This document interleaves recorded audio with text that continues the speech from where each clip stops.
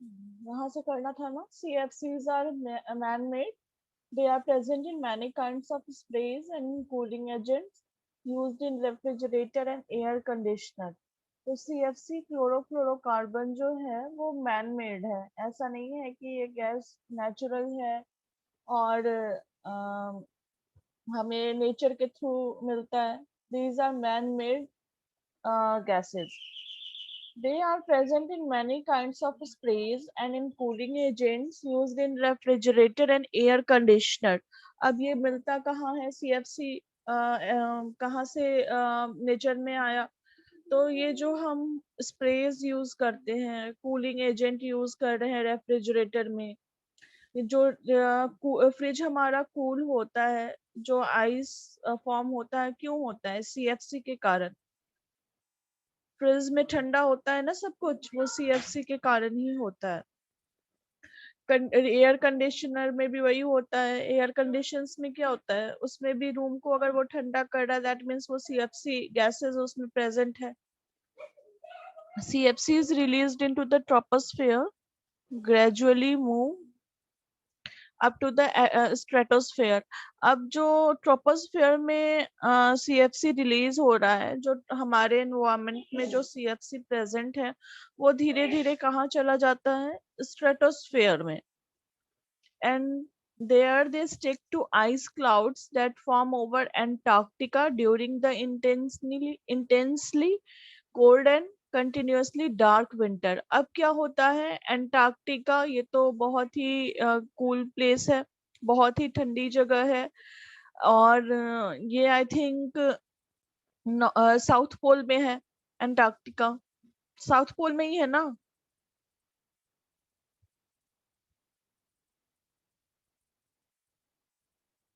कहाँ है एंटार्क्टिका? कहाँ है? साउथ पोल में यस है। मैम, एंटार्क्टिका वाले चैप्टर में दिया है वो साउथ पोल। साउथ पोल में है, हाँ। तो एंटार्क्टिका जो है ये साउथ पोल में प्रेजेंट है, ठीक है। अब क्या होता है, यहाँ जो क्लाउड्स फॉर्म होता है, ये ट्रोपोस्फेयर को क्रॉस करके स्ट्रेटोस्फेयर में गया और यहाँ ये डेंस हो गया और कूल हो गया। बहुत ही ठंडा होता है ये क्लाउड और बहुत ही डेंस होता है, बहुत ही घना होता है, बहुत ही कॉम्पैक्ट होता है ये क्लाउड जो है, एंटार्क्टिका के थ्रू जो फॉर्म होता है क्लाउड्स, ठीक है। And when sunlight returns in spring, अब क्या हुआ, ये तो विंटर सीजन में ऐसा हो रहा है। अब क्या होता है, जैसे ही स्प्रिंग सीजन आता है तो सनलाइट ज्यादा आने लगती है। अब जब सनलाइट सनरेज ज्यादा आ रही हैं तो यहाँ ये मेल्ट होने लगता है क्लाउड जो है, और यहाँ रिएक्शन शुरू होने लगते हैं। CFC तो ऑलरेडी हमारा यहाँ प्रेजेंट है। अब जब CFC आप रिएक्ट करता है ये कंपाउंड, तो फिर क्या होता है, CFC जब रिएक्ट कर रहा है एनवायरनमेंट में तो ये ओजोन को डिप्लीट कर रहा है, और यहाँ पे ओजोन डिप्लीशन ज्यादा है। कहाँ? साउथ पोल में। अंटार्कटिका के ऊपर ओजोन डिप्लीशन बाकी जगहों से ज्यादा है। आंटी नहीं समझ आया। नहीं आया? अच्छा ठीक है, रुको 1 मिनट।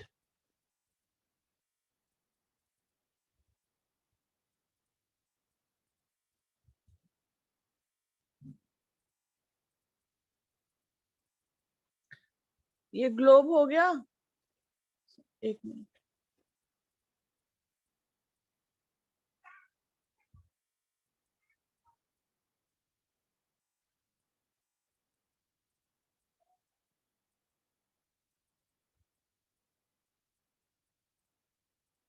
ये ग्लोब हो गया हमारा। हाँ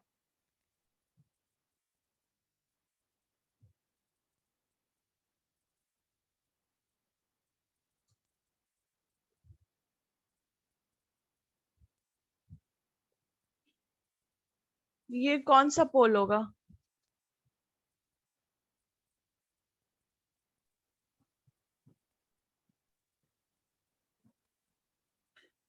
ma'am north pole south pole. ऊपर वाला नॉर्थ पोल और नीचे वाला साउथ। राइट। और ये ma'am equator. Equator, right.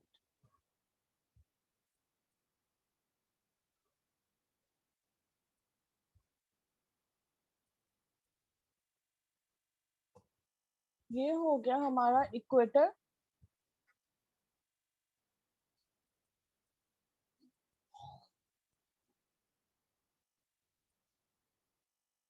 This is north pole.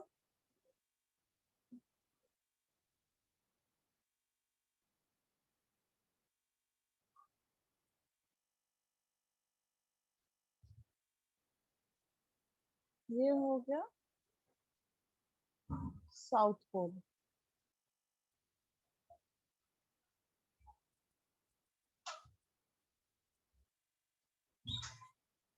ये ये रीजन, ये रीजन।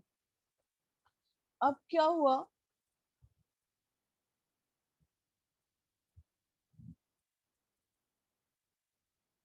साउथ पोल में, साउथ पोल में अंटार्कटिका कहाँ है? साउथ पोल में है। Yes ma'am. यहाँ अंटार्कटिका है। अब यहाँ पे क्या हो रहा है, विंटर सीजन में जो यहाँ क्लाउड्स तो हर जगह फॉर्म होता है, हर ओशियन के ऊपर क्लाउड फॉर्म होगा, होगा ना, वेपराइज होगा वाटर, फिर वो क्लाउड में, क्लाउड फॉर्मेशन तो पढ़ा है ना तुम लोगों ने, तो कैसे क्लाउड फॉर्म होता है, पढ़ा है या नहीं? हेलो, क्लाउड फॉर्मेशन पढ़ा है तुम लोगों ने? क्लाउड कैसे फॉर्म होता है? मैम पढ़ा होगा मैम, याद नहीं है। अरे वो नॉर्मली है कि सी मैम वो जो वाटर क्लाउड वेपर। फॉर्मेशन वाला मैम हम लोग के एक 6 में चैप्टर था मैम, वो तो सिलेबस से ही हट गया था।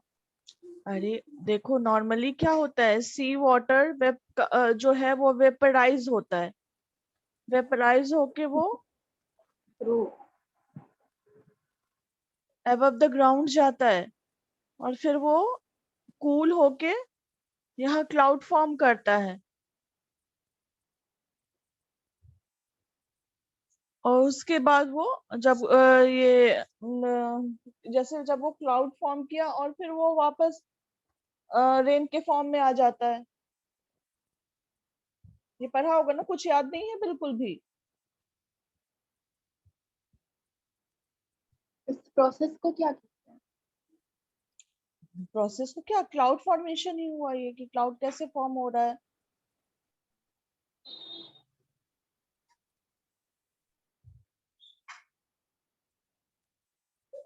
और वो तो अलग अलग बहुत तरह तरह के क्लाउड्स होते हैं, क्लाउड्स को भी हम अलग अलग काइंड में डिफाइन करते हैं।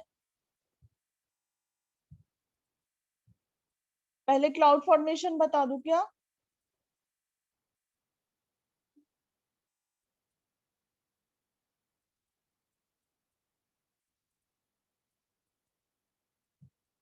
हेलो, बोल ही नहीं रहे हो तुम लोग।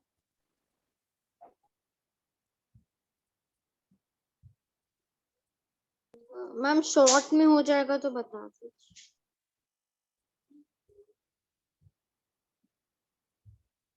ठीक है, पहले क्लाउड फॉर्मेशन ही बताती हूँ, क्योंकि उसके बिना फिर नहीं जान पाओगे आगे।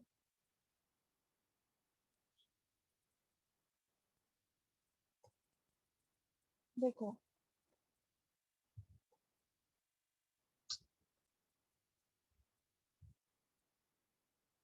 सी वाटर है।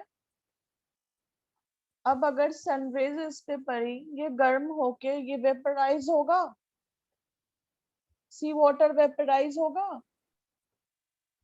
और फिर वो टाइनी वाटर ड्रॉपलेट्स में और वेपराइज होकर, जब कोई भी चीज वेपर के फॉर्म में फॉर्म होता है तो वो ऊपर जाता है।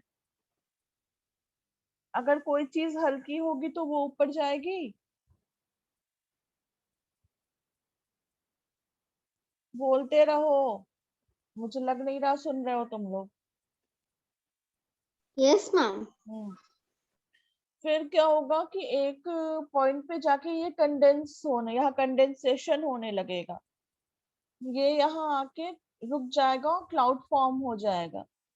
और फिर उसके बाद कंडेंसेशन होने के बाद जो फिर ये क्लाउड के शेप में आ जाएगा और फिर ये रेन ड्रॉप्स के फॉर्म में ये वापस लैंड में आ जाएगा। मीन्स वेपरेशन देन कंडेंसेशन और उसके बाद प्रेसिपिटेशन।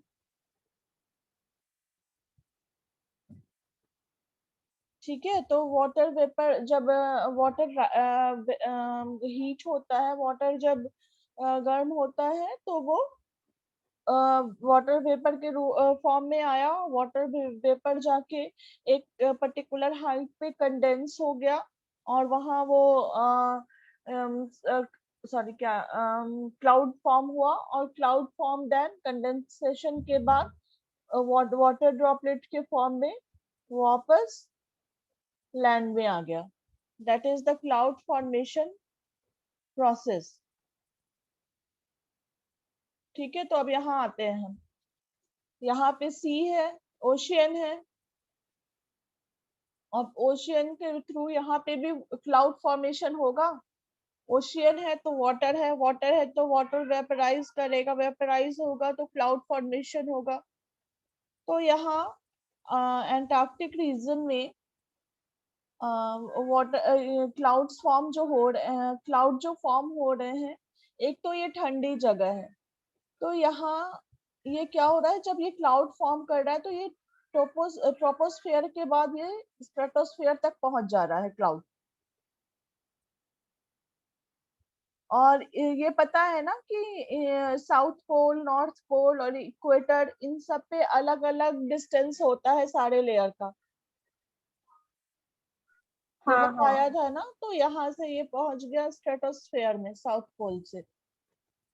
अब जब साउथ पोल में ये आया, फिर क्या हुआ, साउथ पोल में ये जब कंडेंस हुआ स्ट्रेटोस्फेयर तक पहुंचा और यहाँ ये बहुत डेंस क्लाउड के रूप में फॉर्म हो गया। और जो CFC प्रेजेंट है यहाँ, वो भी तो आ गया साथ में स्ट्रेटोस्फेयर पे, यानी क्लोरोफ्लोरोकार्बन जो है वो यहाँ पे आ गया। अब क्या होता है, ठंड में तो ये ऐसे ही थिक लेयर में बना रहा, डेंस क्लाउड के रूप में यहाँ प्रेजेंट रहा। लेकिन जब स्प्रिंग सीजन आता है, जब स्प्रिंग सीजन आया, फिर क्या हुआ, उसमें उसमें सन रेज अच्छे से आने लगी। ठंड में तो देखते हो ना, धूप भी जल्दी नहीं आती क्योंकि क्लाउड भी डेंस होता है, मौसम ठंडा होता है तो सनरेज ठीक से आ नहीं पाती, फॉग होता है बहुत ज्यादा। सनरेज आती है अच्छे से विंटर सीजन में? नहीं नहीं। आती। तो क्या हुआ, जब स्प्रिंग सीजन आया तो फिर उसमें सनरेज आने लगी अच्छे से। अब जब सनरेज अच्छे से आएगी तो गर्मी से कोई भी चीज पिघलती है। हाँ अब यस जब यस मैम। तो अब जब कोई भी चीज पिघली तो यहाँ अब जो मटेरियल, जो गैसेस वो प्रेजेंट है as a CFC form, chlorofluorocarbon, ये एक कंपाउंड यहाँ अगर प्रेजेंट है क्लाउड में, अब ये क्या करेगा, ये क्लाउड के सरफेस से रिएक्ट करेगा, क्लाउड के सरफेस से रिएक्ट करके, और फिर ये क्या बना, ये बना क्लोरीन। यहाँ से क्लोरीन प्रोड्यूस हुआ। ये बताया था ना मैंने पहले, तुम लोगों ने तो बना के भी भेजा था हाँ हाँ ये बताया। डायग्राम। हाँ, वही चीज है, बट यहाँ पे थोड़ा सा एंटार्क्टिक रीजन आ गया, स्पेसिफाई कर दिया कौन से रीजन में। तो जो क्लोरीन यहाँ फॉर्म हुआ, मैं बता दूँ। अब ये क्लोरीन क्या करेगा, this element, the chlorine gas will destroy the और ओजोन जो लेयर। अब ये ओजोनोस्फेयर और ओजोन लेयर को डिस्ट्रॉय करेगा और डिप्लीट करेगा। अब आया समझ में? हाँ आ गया। हाँ हम्म, ओके चलो, सबको आया? प्रसिद्धि रिया? Yes ma'am. यस। ठीक है ओके, अगर नहीं आएगा तो फिर पूछना, कोई बात नहीं। एक बार में समझ में नहीं आएगा, दो बार नहीं 3 बार, जितनी बार पूछोगे उतनी बार बताऊंगी।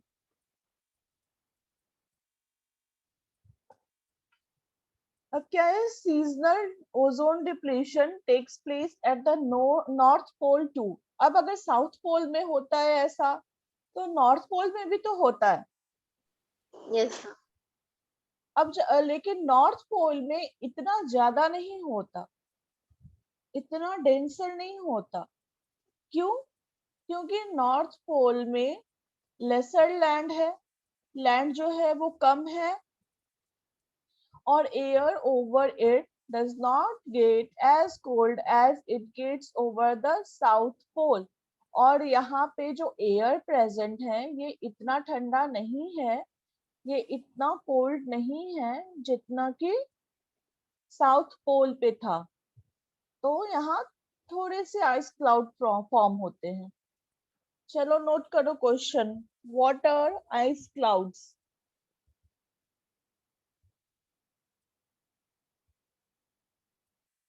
Write ice down the cloud. Ma'am क्या ice. बोली? Ice. What are ice clouds?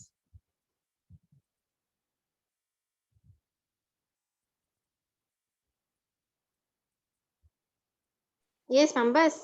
And draw the process of cloud formation or water cycle. इसको water cycle भी कहते हैं। मैम ये दूसरा क्वेश्चन है। ये दूसरा क्वेश्चन है।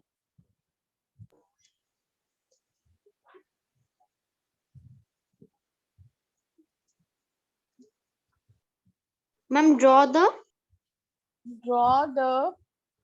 process of cloud formation or water cycle।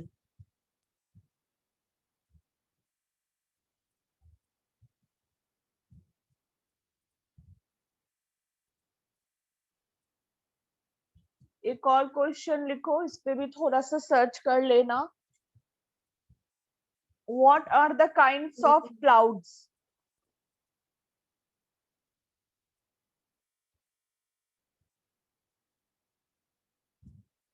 क्योंकि आई थिंक ओजोन डिप्लीशन तो सबका, ग्लोबल वार्मिंग बिल्कुल क्लियर है, तो ये जो नई चीज है इनको थोड़ा सा सर्च आउट करो।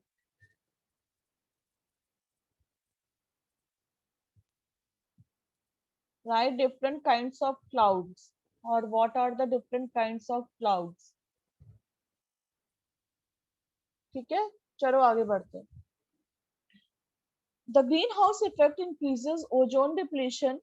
It traps heat in the troposphere and does not let it reach the stratosphere. This makes the stratosphere cooler, helping more ice clouds to form. अब क्या होता है, ग्रीन हाउस इफेक्ट जो है ये ओजोन डिप्लेशन को increase करता है, क्योंकि जो हीट है वो ट्रोपोस्फियर में ट्रैप कर हो जाती है और उसको वो स्ट्रेटोस्फियर तक नहीं पहुंचने देता है। तो इससे क्या होता है, स्ट्रेटोस्फियर जो है बहुत ज्यादा ठंडा हो जाता है और इससे आइस क्लाउड्स फॉर्म होते हैं। अब ज्यादा आइस क्लाउड फॉर्म हुए तो वहां वो फिर रिएक्शन होता है CFC से, और वो क्लोरीन प्रोड्यूस करते हैं, and it gets and it destroys the ozone layer। अब आते हैं नेक्स्ट पे। Ozone depletion allows more of the sun's harmful ultraviolet rays to reach us। These rays can give us sunburns and skin cancers and can also damage our eyes। अब क्या होता है, ozone deplete हो रहा है, ozone क्या करता है, जो सन से मैम हाँ बोलो। मैम एक ये लाइन नहीं समझ आ रहा। You know that most of the ozone in the atmosphere is concentrated in the ozone sphere।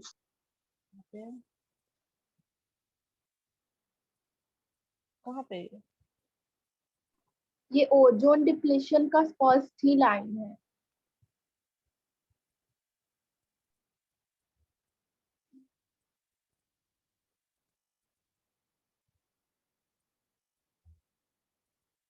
हाँ, तो concentrated in the ozonosphere, ozone भी काइंड ऑफ गैस है ना, तो ओजोन जो है कहाँ होता है, ये ओजोनोस्फेयर में होता है। सिंपल लाइन तो है ये, most of the ozone in the atmosphere is concentrated in the ozonosphere. Concentrated means क्या, इकट्ठा होना, Okay, ma'am. वो इकट्ठा हो रहा है, वो वहीं पे आके मतलब वो डेंस बना रहा है, इतना ओजोन वहां प्रेजेंट है कि वो एक लेयर फॉर्म कर रहा है, वो वहां आके डेंस हो जा रहा है, वो इकट्ठा हो रहा है, और उसके कारण मैम समझ गए। ओजोनोस्फेयर, हाँ उसके कारण वो ओजोनोस्फेयर फॉर्म कर रहा है। अब क्या है, जो यूवी रेज आ रही हैं, ओजोन उसको अर्थ तक पहुंचने में से बचाता है, और अगर ओजोन ही ना रहे तो वो क्या होगा, वो यूवी रेज अर्थ तक तो आएंगी, और जो रेज आएंगी उनके कारण सनबर्न्स होंगे, स्किन कैंसर्स होंगे, और ये हमारे आईज को भी इफेक्ट करेगा और डैमेज करेगा। प्रोटेक्टिंग द एटमोसफेयर, अब हम कैसे अपने एटमोसफेयर को प्रोटेक्ट कर सकते हैं, कैसे हम अपने एटमोसफेयर को सेव कर सकते हैं। So here are some things we can do to protect the atmosphere and check global warming. We can plant trees as this helps reduce global warming. अब ये है कि प्लांट हम जितनी ज्यादा संख्या में लगाएं, जितनी ज्यादा क्वांटिटी में लगाएं, तो वो ग्लोबल वार्मिंग से हमें बचाएगी, ये रिड्यूस कर देगा ग्लोबल वार्मिंग को।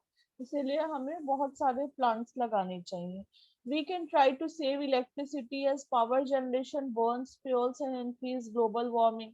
अब हमें इलेक्ट्रिसिटी को भी सेव करना चाहिए, और जो चीजें जल रही हैं, पावर कैसे जनरेट होता है, इलेक्ट्रिसिटी कैसे जनरेट होता है, there are different modes to generate electricity, अलग अलग चीजों से इलेक्ट्रिसिटी जनरेट होती है। ये कभी आगे अगर पढ़ना होगा तो बताऊंगी, इसमें घुस जाऊंगी तो ये भी बहुत लंबा है। तो जैसे बर्न्स फ्यूल, कोल वोल जला के भी, जो हमारे ये कन्वेंशनल सोर्सेज हैं, उसके थ्रू भी इलेक्ट्रिसिटी जनरेट होती है।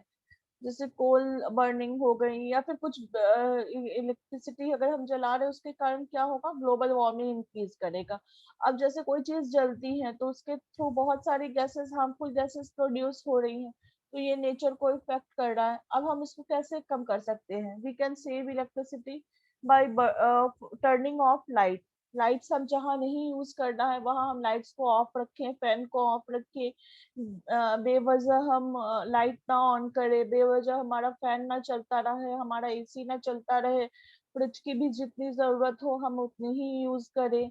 Energy saving LED light bulb हम यूज करें, एलसीडी मॉनिटर्स हम यूज करें, लाइक टीवी हम देखते हैं तो एलसीडी टीवी देखें, एलसीडी लैपटॉप यूज करें। we can try to use lesser heating and lighting at home, हम बहुत कम अमाउंट में लाइट्स और हीट को यूज करें अपने घर में। For example we could wear warmer clothes instead of using heaters in winter. अब क्या कर सकते हैं, हम ज्यादा गर्म कपड़े पहन सकते हैं, और हम हीटर का यूज ना करें। हम हीटर के को यूज नहीं करते हुए, ठंड में क्या करते हैं, हमें ठंड लगती है तो हम हीटर का यूज करते हैं, बट हम हीटर को यूज ना करके ज्यादा से ज्यादा गर्म कपड़े पहनते। We can reuse and recycle things to save the energy used in factories to make these things. अब हम जो चीजें हैं उसको रीयूज कर सकते हैं, रिसाइकल कर सकते हैं, कि जैसे अब मान लो कि प्लास्टिक बैग्स हो गए, ये चीजें बनती हैं, ये तो रिसाइकल नहीं हो सकती ना, तो हम ऐसी चीजों को प्रोड्यूस करें, ऐसी चीजें हम यूज करें जो कि रिसाइकिल होंगी, हो सकती हैं, तो उसके कारण एनर्जी कम लगेगी। फैक्ट्रीज अगर हम उसको यूज करते रहें तो हमें नई चीजें खरीदने की जरूरत नहीं पड़ेगी, तो फिर फैक्ट्री उसे कम अमाउंट में प्रोड्यूस करेगा। We can avoid buying packaged food and bottled water as this saves the energy needed to make this. हमें पैकेज्ड फूड नहीं खरीदने चाहिए, हमें पानी की बॉटल्स नहीं लेने चाहिए। We can burn lesser fuel by using the car less. हमें कार का यूज कम से कम करना चाहिए, क्योंकि पेट्रोल वगैरह ये सारी अगर चीजें यूज हो रही हैं तो ये हार्मफुल गैसेस एमिट कर रही हैं। वॉकिंग और cycling is even better. Walking और साइकिलिंग भी नेचर फ्रेंडली होता है, तो हमें ये सब चीजों की यूज ज्यादा करनी चाहिए। We should replace old refrigerator and air conditioner, specially those made before 1995 with new ones. जो 1995 से पहले हमारे रेफ्रिजरेटर बने हैं, एयर कंडीशनर बने हुए हैं, उनको हमें रिप्लेस कर देना चाहिए, क्योंकि उस समय 1995 से पहले ये सारे CFC यूज होता था, और 1995 के बाद से CFC यूज होना कम हो गया है। They are using other things rather than CFC. Even new air conditioner should be used as little as possible, और हमें AC भी बहुत कम अमाउंट में यूज करना चाहिए। ठीक है,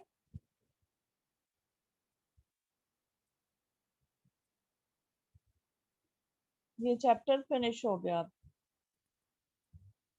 इन सबका तो नोट्स कराया था ना, ट्रोपोस्फेयर, ओजोनोस्फेयर, हाँ डायनोस्फेयर। ठीक है, ग्रीन हाउस इफेक्ट और ग्लोबल वार्मिंग ये करना खुद से, और मुझे फिर सेंड करना, मैं देखूंगी। ठीक है, क्या करेंगे?